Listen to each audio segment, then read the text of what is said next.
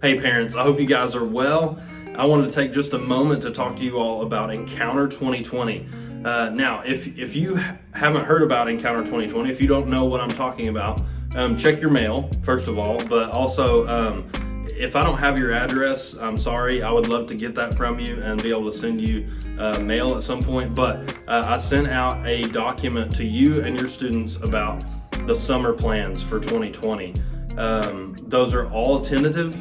Everything is up in the air, as you know, but we wanted to make a plan so that as things do open up, as we are allowed to get back together, we could have a plan in place. And so I hope you guys encourage that. I hope you guys receive that well. But Encounter 2020 is going to be a trip away with our students at the end of July. I just want to take a minute to kind of ease any hesitations that you guys might have. But ultimately, if you just don't feel comfortable with this at all, you don't have to send your student. It's not a requirement. And then if everybody has a hesitation, we can't go if we don't have any students going. I'm not going to go by myself. But I wanted to tell you guys about it a little bit. Obviously, Fuge was canceled. We were going to Fuge in early June this year, and that was canceled. They canceled all of their June trips. Obviously, that close to now, it wouldn't be a great idea to get together with 1,000 other students in close quarters and ride in vans with students that we don't know and all those kind of things. So we brought up an alternative. Now, this isn't a replacement. I can't compete with the bands and the speakers and the lights and the service projects and all of the things that Fuge does so well. That's literally their job, and that's what they do all year round. And so I can't compete with that, but what I can do is get our students away from their normal everyday life for a few days, to intentionally focus on God's Word, to worship together, to fellowship with one another, and hopefully to have some fun. I really believe that those times with our student ministry, when we can get them away, when they can focus in on God's Word together as a group, I think there's just massive change that happens there. And I'm prayerful. I'm already praying for it, and I hope you guys will join me in praying for it. And so I wanted to give you some things to encourage you, maybe ease some anxieties or hesitations that you might have. I'm hopeful that by the end of July, we will be back to able to meet with groups larger than 10 as it is at the moment. But I'm hopeful that more so than that we can meet with our whole church. And if we can do that, then I think if we take 25 or 30 students to the beach, that's okay. We're going to Murrells Inlet, South Carolina, which is just south of Myrtle Beach, about 7 or 8 miles. So we're away from the hustle and bustle of Myrtle Beach. It's a family-friendly beach area. We're staying at Garden City Chapel, which is a church that has a dorm situation on campus, and we've worked out with them actually that we're going to stay in a dorm that houses about 40 to 60 people. And so if you guys know our group, we don't have 40 to 60 people that we're going to be taking. And so I'm hopeful that we could maybe use that as an opportunity to social distance a little bit as we sleep and all of those kind of things. But on the campus there, we will be separated from other groups. So our dorm area will be separated from other groups that might be on campus. Our bathroom areas will be separated from other groups. Our eating areas, our meeting areas, all of that will be separated, dedicated to our group alone. And so we won't be with 1,000 other students as we would be at Fuge.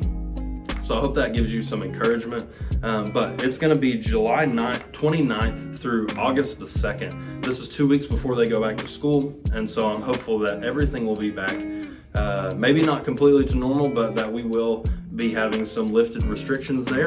And I'm hopeful that we could maybe go and do this and have a great week together as the student ministry. That's a Wednesday to Sunday. And so we will leave Wednesday morning, go down there. We will stay those days.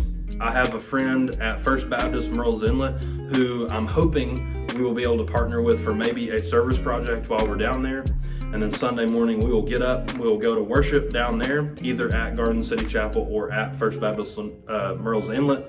And then we will head home to be with you guys. And so this is going to be $250 per person. And so that covers their lodging, their food while we're down there, and then also transportation. I'll probably have more details later about food on the way there and on the way home, and if we have a night out or anything like that. But stay tuned for those details. But the $250, that just barely covers everything. But I didn't want to ask you guys for the full amount that we pay for Fuge. And so the remainder of our balance for Fuge was $250 if your student was going to Fuge. And so I didn't want to ask any more than that, in hopes that you guys wouldn't be burdened more than you need to be financially. But also, I just had the hopes that you guys would still be able to do this. But if you can't, I do want to encourage you that we do have scholarships available. There are wonderful, godly people in our church that know the importance of students going on trips and things like this, and so they are willing to help out if they can.